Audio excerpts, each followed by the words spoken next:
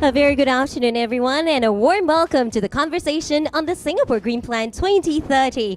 I'm Evelyn Quack. It's my delight to be your MC and moderator for this session. Jointly organized by the Ministry of Education and the National Youth Council Singapore, this session will focus on how we can leverage the green economy and move forward in our journey to live sustainably. And once again, as shared earlier, our esteemed panelists today are Ms. Huang, Minister of State, Ministry of Education and Ministry of Manpower. Please give her a round of applause. Ms. Cassandra Yip, President of the Student Energy NUS Student Group and PAYM Council Member. Ms. Ondrea Wong, Deputy Chairman of Project Committee, Student Council, ITE College Central, and Ms. Leow Lay May, Director, Energy Division, MTI. Please give them a round of applause.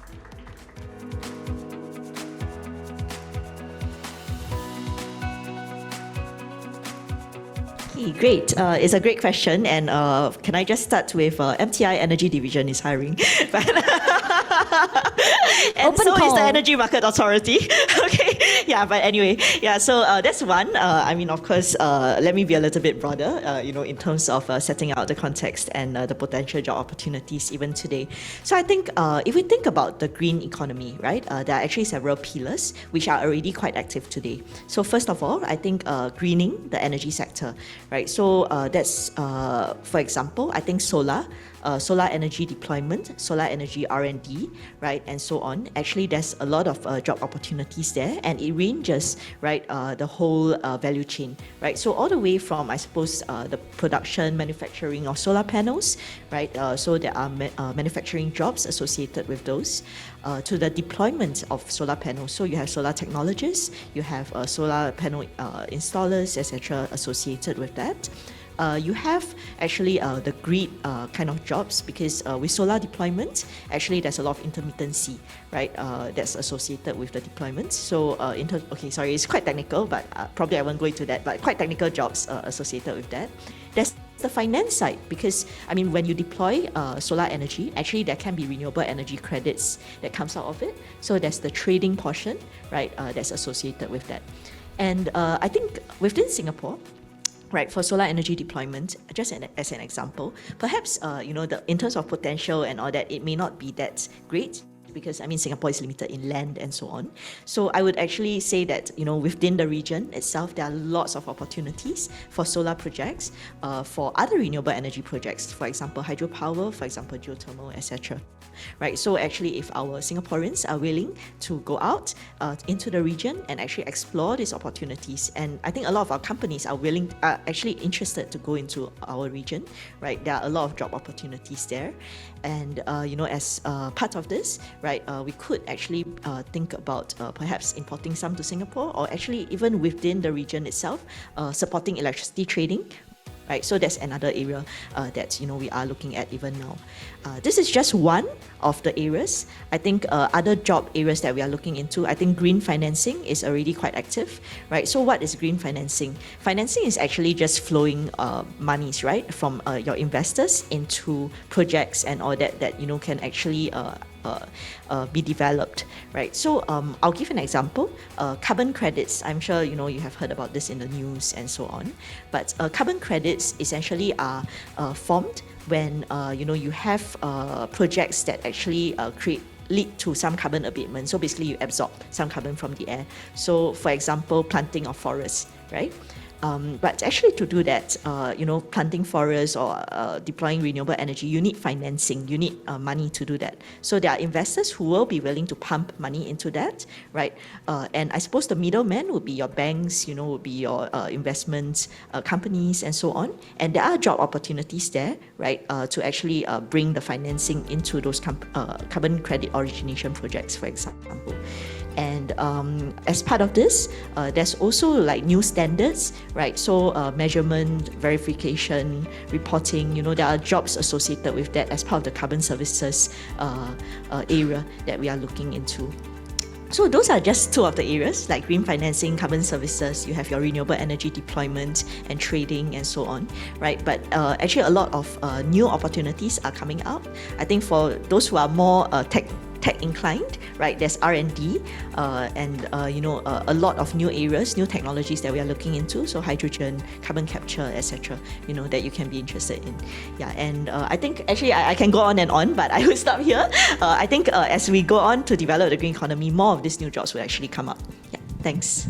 Yeah, so I'm currently on summer internship with Accenture Singapore, working on a report on green skills and green jobs in the Singapore economy in time to come. And I think it's been really, really interesting to see having all these interviews with large MNCs, with SMEs, with all these players in the sustainability space, and kind of see what their views and ideas are about a green job and what kind of skills that they're looking for. And I think that the really interesting thing that's coming out of all those industry consultations is that all these companies that are hiring are going to be at the forefront of the green economy are saying that it's not a new dimension or a completely new skill, but it's a sustainability layer that is added on into existing skills that you already have. So if we talk about Ondrea's skills in the aerospace industry, right? It's about how does she look at those fuels or current aviation standards that we have and transforming that so that they become more sustainable.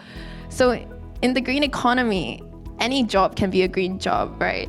And I don't think that we're lacking of green jobs. I think perhaps we're just lacking of a green agenda for coming out of these companies. So yeah.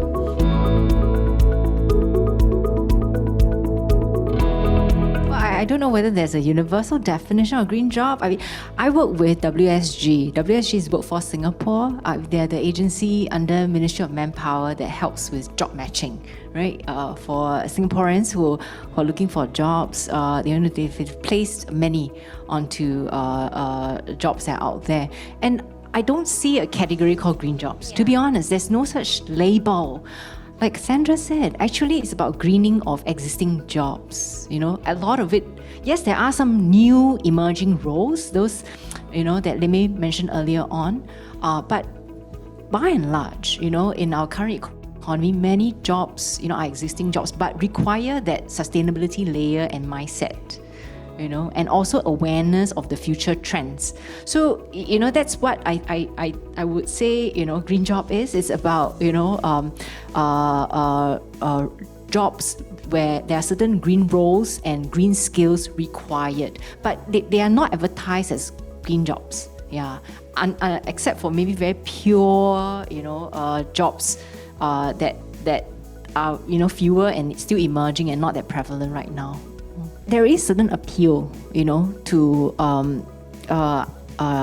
defining certain jobs to have green attributes, because I find that many of us, are looking for purpose in our jobs, right? I want to be an engineer, but not just any engineer. I want to be an engineer that supports environment sustainability, right? So, for example, in the solar energy industry, not long ago I met a company that's got a contract to deploy and install solar panels on a very large scale, but they could not find Singaporeans enough Singaporeans to fill the jobs, so they came to MOM because they said they want to hire foreigners. Sounds familiar, right? How many businesses find that they can't get enough local talent and skilled people who are willing, to be in these jobs. So one of the things that we had to discuss with the company was, how do you, pitch your jobs? It cannot be just about, going out in the sun and doing the maintenance and the deployment of the jobs. You also have to bring out, the purpose of the job and look at career path and learning opportunities so that, it will be more viable to attract our local graduates and also to be able to retain talent in this sector. So I would say, there's a certain motive in some companies, in describing the green roles and the greening of the jobs. And it could be a good thing, good thing to bring out the purpose, the higher costs, behind these jobs.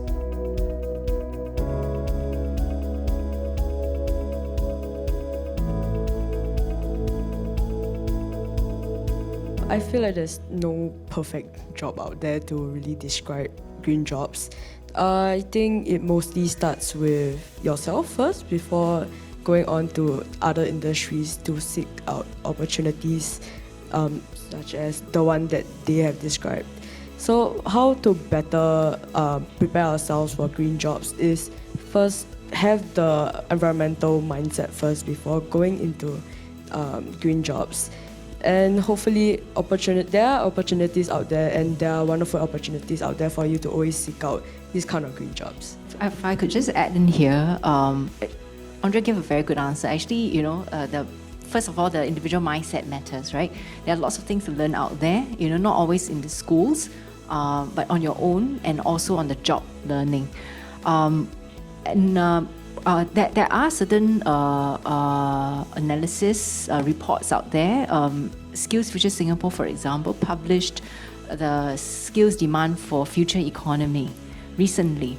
And within this report, which is compiled, through consultation with many industries and looking at global trends and local job demands, my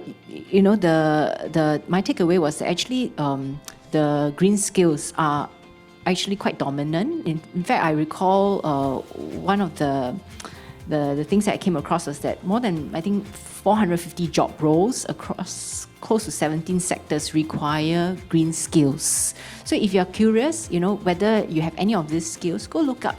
It's online available. Skills demand for future economy. And see if whatever you've learned can be mapped to any of these skills that have been identified there. But not to worry. Actually, I would like to say that our IHLs, ITE, poly, universities, have been keeping up to date with the industries, and refreshing the curricula very regularly. And at the national level, we are also more aggressively promoting lifelong learning, which also means working with the industries, the companies, to make sure that people who have entered the workforce continue to be able to have access to upgrading and upskilling, either by themselves or better still sponsored by the companies, so that they will be able to meet the emerging job roles, as in this case the green roles or the greening of the jobs. Okay, I think MOS and Ondrea gave very good answers already. I'll just supplement it a little bit. I think, as we mentioned earlier, actually a lot of jobs are greening, right? So in a sense, there are actually a lot of adjacent skills that, you're already learning today or might actually be applicable in industries today, where you just have to, I suppose, build on a little bit, right, on the green part for it to actually serve the green part of the job. So I'll give an example. Green financing. Actually, a lot of it is about, issuance of bonds or loans, etc., right? Assessing which projects make sense, actually how to attract your investors and all that, right, to invest. So, I mean, today, the non-green parts, actually, there are already a lot of skills that are associated with that. I mean, people who are actually learning, and actually trying to enter into the finance sector, I suppose you have those basic skills, right, associated with that sector. So when we are talking about green financing, I suppose it's about learning the green part of it. What constitutes a green project, right? And what would attract investors who want to invest in green projects, for example. And those are actually on the job training, or I suppose they could be provided, for example, by the Singapore Green Finance Centre, which actually provides a little bit more detailed information and training with regard to those. So I would say that because the green economy is actually fast developing, actually a lot of sectors are actually figuring out, right, what they want to do, and actually growing the sectors is very fast developing. So what you learn today actually needs to be supplemented over time, right, with on-the-job training, with, while you are working, skills training that's provided by WSG and so on, right? And so I think what MOS said about don't worry, I think it's true, right? As long as you are willing to actually keep learning over time, actually you'll be prepared for those jobs. Perhaps I'll just jump on a little bit here. I think what's been really, really interesting, because as an environmentalist and going into doing this study about green jobs and green skills, I always had this idea that, okay, well, a green skill and a green job is very well defined, right? You've got to think about carbon services, you can think about energy transitions and understanding all these different dimensions. But I think after going through this research, I think one of the biggest skills that companies are actually looking for, it has more to do with the soft skills. So they're looking at, like, if you can think about systems thinking, about change management, about really passion and curiosity, and really being understanding the global view and dimensions and trends in that area. I think that's more important to a lot of different job opportunities in the green economy, if you ask me. I think at the end of the day, what I gathered is that, frankly, all of you have been well equipped and trained in your schools. What you need is just really your self-confidence. Believe in yourself and always ensure that you keep upskilling and go for further training so that you stay relevant. Thank you very much, MOS Ghana, and all our panelists. Once again, a round of applause.